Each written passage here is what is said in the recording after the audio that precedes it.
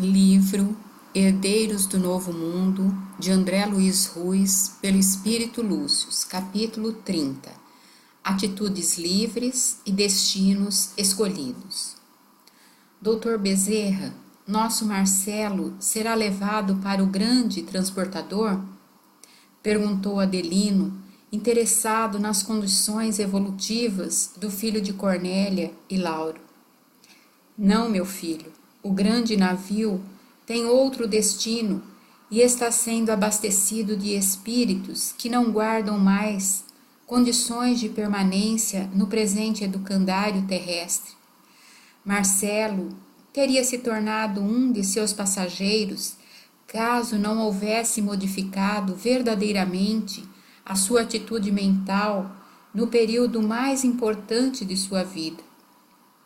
Se houvesse resvalado para a revolta, para o orgulho altivo que não aceita a ajuda de ninguém, que não se conforma com as humilhantes condições impostas pelas circunstâncias criadas por ele próprio, teria demonstrado incompatibilidade com as novas vibrações da Terra e da nova humanidade. Seria então encaminhado para o mesmo destino daqueles que não se modificam, que continuam entrincheirados nos velhos refúgios do mal, da fraqueza moral, da violência e do vício. Agora que escolheu outra estrada, os departamentos da justiça e da misericórdia do universo consideram seu caso como o dos criminosos sinceramente arrependidos, como aconteceu, guardadas as devidas proporções, com Saulo de Tarso na estrada de Damasco. A palavra do ancião venerável era ouvida com imensa atenção por todos os espíritos que acompanhavam o diálogo na casa espírita. Marcelo foi considerado um aluno rebelde que, arrependido dos equívocos e suportando com resignação a dor dos meses finais de seu corpo, pôde ser finalmente resgatado de si mesmo e encaminhado à recuperação. Seus sofrimentos finais foram consideradas como etapas depuradoras, uma espécie de depuração dos males praticados, e apesar de não terem sido o mesmo volume de seus erros pretéritos, foram aceitos com paciência e humildade, e graças a isso foram tão produtivos e vantajosos que lhe facultaram a permanência na terra, ainda que em situação de enfermo do mal, sob observação da enfermagem do bem, a caminho da saúde plena. Ficará em nosso orbe como um aluno que, ainda que com notas baixas, atingiu o limite mínimo para a aprovação. Certamente que não contará com regalias reservadas aos alunos aplicados. No entanto, poderá continuar seu crescimento espiritual em reencarnações de aprendizado e disciplina em ambiente menos favoráveis, no seio de povos menos desenvolvidos, onde a carência de recursos e meios o auxilie a não mais se iludir com facilidades materiais, valorizando cada conquista como recurso de crescimento e não como uma arma de destruição. E se essas novas experiências forem bem aproveitadas por um Marcelo renovado, quem sabe venha a renascer um dia no seio da família que o ajudou nesta hora tão amarga de seu destino, graças a cujo apoio e carinho reordenou a trajetória evolutiva, ao invés de seguir para o triste exílio em planeta inferior à Terra. Nesta etapa evolutiva, Lauro e Cornélia foram os seus maiores benfeitores. Pela forma como ambos se conduziram nesse transe doloroso, demonstraram ser bons alunos capacitados para o entendimento das diretrizes planetárias, construtores de uma nova humanidade e enfermeiros do bem. Apesar de lutarem contra as próprias deficiências, souberam vencer os obstáculos que carregavam no coração e, pela força de suas deliberações amorosas, vividas na forma de renúncia, compreensão, tolerância, compaixão, passaram no exame com louvores dignos de excelentes e aplicados estudantes. O mesmo, infelizmente, não acontece em outros casos que temos estudado. Vejamos nosso irmão Alberto e seu drama pessoal. Com exceção do próprio médium, os que com ele se relacionaram como parentes, patrões e familiares, todos devedores da vida pelos erros do passado, estão garantindo o ingresso na grande embarcação. Leda não viverá mais do que 5 anos nessa ciranda de vibrações inferiores que, abastecendo-a de fluidos enfermiços, desencadeará a tumoração cancerosa que ceifará sua vida sem que demonstre qualquer arrependimento eficaz. O destino de Robson e Romeu, seus filhos, não será muito diferente, candidatando-se à morte prematura nas aventuras a que se entregarão para manterem as mesmas facilidades. Moacir e Valda, sem transformações de vulto, padecerão a decepção e as consequências da vida sem o glamour do passado, além de receberem as cargas vibratórias negativas de todos os seus empregados, infelicitados em decorrência da desonestidade com que os donos conduziram o negócio. Juliano e Sabrina escolherão o caminho doloroso do ganhar a vida, destruindo outras vidas, ele com a droga e ela com o sexo. Alice, esposa de seu sócio, perdida nos sonhos de grandeza, perceberá que a fuga só a fará afundar tido e sem personalidade, se apegará ainda mais ao caráter dominante da mãe, submetendo sua vida às ordens dela, engajando-se em gangues e perdendo-se em delitos, a fim de conseguir dinheiro para agradá-la ou para conseguir o pão de cada dia. Cairá na clandestinidade e, para não serem expulsos, precisarão fugir de um lugar para outro.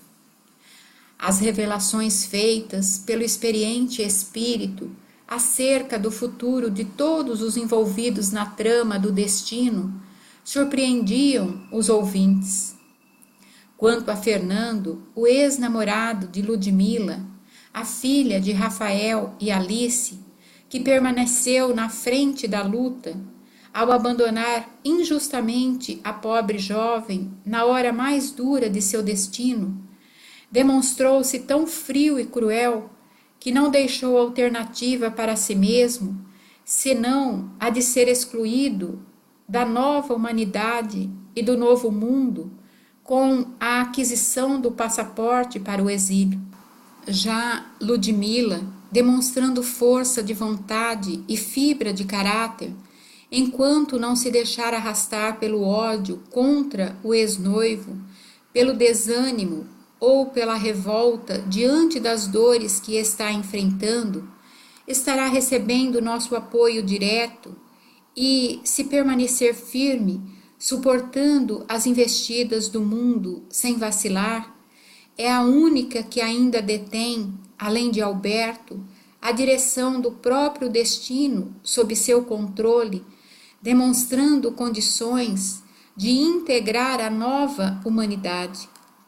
Com relação ao seu pai, Rafael, ele tentará ser feliz ao lado de Lia. No início, tudo será muito bom, porque estarão relembrando a euforia dos encontros da intimidade, como 2 pombinhos apaixonados. No entanto, os 2 se transformarão em espinho, um para o outro, uma vez que, já livres para viverem uma união legítima, o desaparecimento da atmosfera proibitiva de antes que tornava mais quente e prazerosa a ligação entre ambos, fará enfraquecer a paixão. Sem as facilidades financeiras, Lia se desencantará com o novo companheiro, ao mesmo tempo em que Rafael, desacostumado ao trabalho duro, terá muita dificuldade em se adaptar à nova rotina de esforços contínuos para ganhar a vida honestamente. Logo estarão esgotados os seus recursos e no decorrer de menos de 5 anos, todo o encanto terá acabado.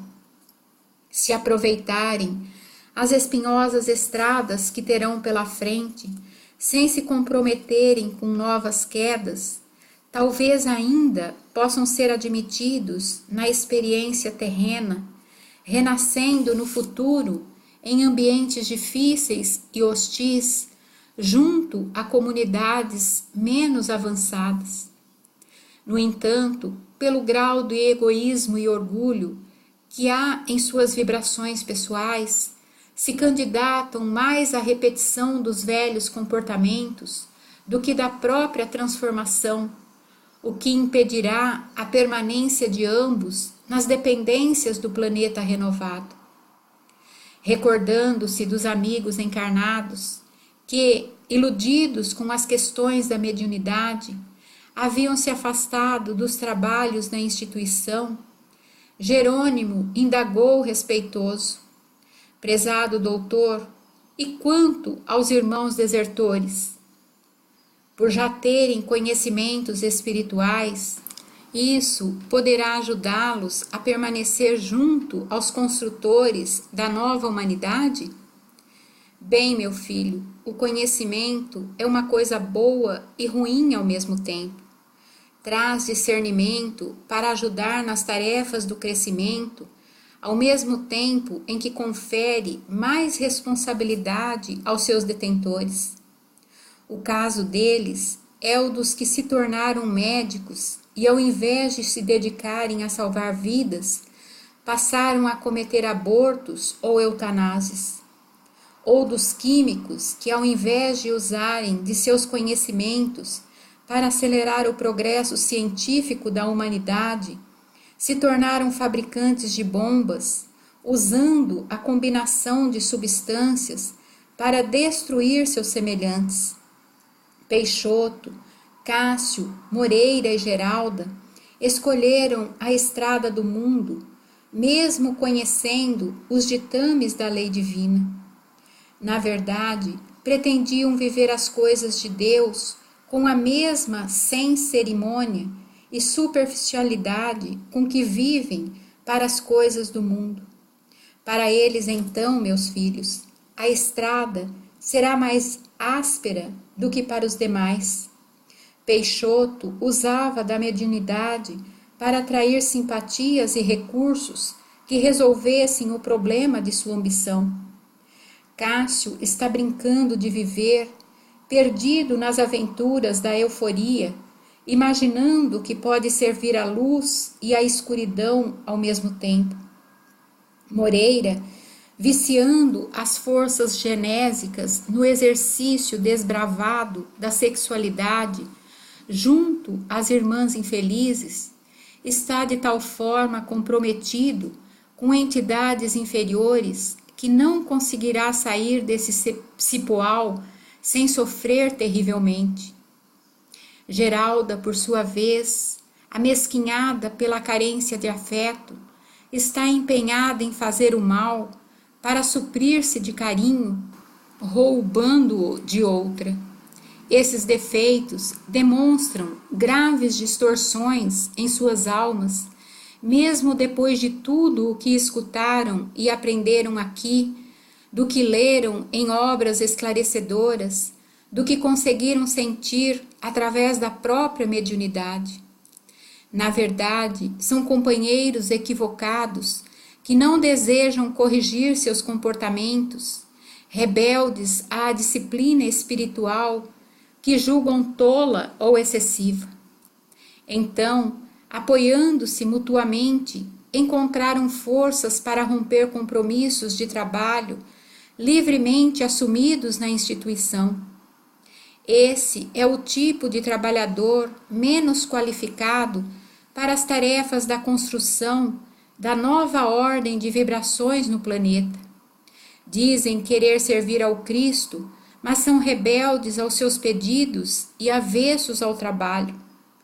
Isso porque, ao invés de se compenetrarem da seriedade e autenticidade do cristianismo, apenas se fantasiaram com seus princípios, corrompendo-os com as condutas íntimas, com as atitudes ocultas, com os sentimentos deturpados. Não poderão ser admitidos na escola se, ao invés de se tornarem auxiliares dos professores, são os primeiros a fraudar as disciplinas escolares, explorando a ignorância dos outros alunos. E fazendo um gesto de lamento, terminou: eles não poderão permanecer aqui, padecem da pior enfermidade, a falsidade e a mentira que os contaminou profundamente. Escolheram o afastamento do caminho sério e precisarão aprender em outras lutas a não mais o fazerem. Por isso, perderão a concessão terrena para migrar a mundo inferior, no qual certamente, alicerçado nas experiências mediúnicas e na recordação dos princípios que não levaram a sério, recomeçarão a construção da estrada da fé viva, ajudando os outros a se esclarecerem nas coisas da alma.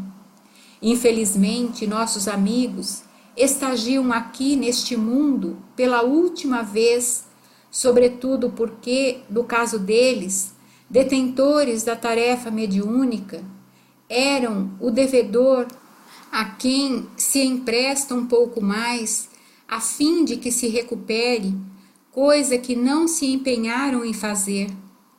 E como é um trabalho de última hora, os maus empregados não poderão voltar à mesma seara. Relembrando o Divino Mestre, terminou a lição. Recordemos as palavras de Lucas, no capítulo 12 de seu Evangelho. E o servo que soube a vontade do seu Senhor e não se aprontou, nem fez conforme a sua vontade, será castigado com muitos açoites. Mas o que a não soube e fez coisas dignas de açoites, com poucos açoites será castigado.